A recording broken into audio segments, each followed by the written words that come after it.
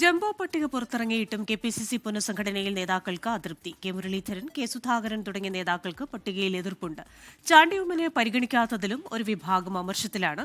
കൂടിയാലോചിച്ചാണോ പട്ടിക പ്രഖ്യാപിച്ചതെന്ന ചോദ്യങ്ങൾക്ക് പ്രതിപക്ഷ നേതാവ് വി.ഡി. സതീശൻ മറുപടി നൽകിയില്ല.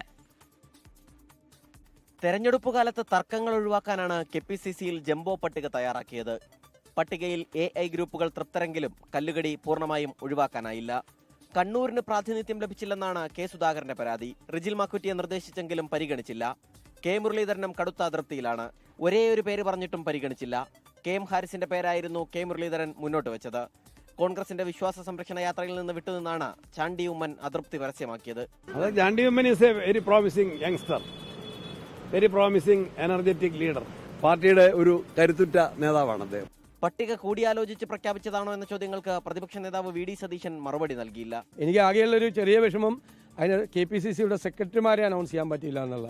പുനഃസംഘടനയെ പരസ്യമായി എതിർത്ത് എ.ഐ.സി.സി വക്താവ് ഷമാ മുഹമ്മദും രംഗത്തെത്തി. കഴിവ് ഒരു മാനദണ്ഡമാണോ എന്നായിരുന്നു ഷമാ മുഹമ്മദിന്റെ ഫേസ്ബുക്കിലെ പരിഹാസം. അതേസമയം മതിയായ പ്രാതിനിധ്യം ലഭിച്ചു എന്നാണ് എ.ഐ ഗ്രൂപ്പുകളുടെ വിലയിരുത്തൽ. പുതിയ രാഷ്ട്രീയകാര്യ സമിതിയിൽ 3 പേരെയും വൈസ് പ്രസിഡന്റുമാരിൽ 4 പേരെയും എ ഗ്രൂപ്പിന് ലഭിച്ചു. ജനറൽ സെക്രട്ടറിമാരിലും എ ഗ്രൂപ്പിന് ആധിപത്യമുണ്ട്. മുന്നോട്ട് വെച്ചവരിൽ 19 പേരെ പരിഗണിച്ചു എന്ന സംതൃപ്തി രമേശ് ചെന്നിത്തലയ്ക്കുമുണ്ട്. സലിം മാലിക്, 24, തിരുവനന്തപുരം. ലോകത്തെവിടെയായാലും ഏത് സമയത്തും 24 വാർത്തകളും ഓഗ്മെന്റഡ് റിയാലിറ്റി പാക്കേജുകളും എക്സ്പ്ലെയിനറുകളും വിശദമായി കാണാൻ ഞങ്ങളുടെ യൂട്യൂബ് ചാനൽ നിങ്ങൾക്ക് സബ്സ്ക്രൈബ് ചെയ്യാം.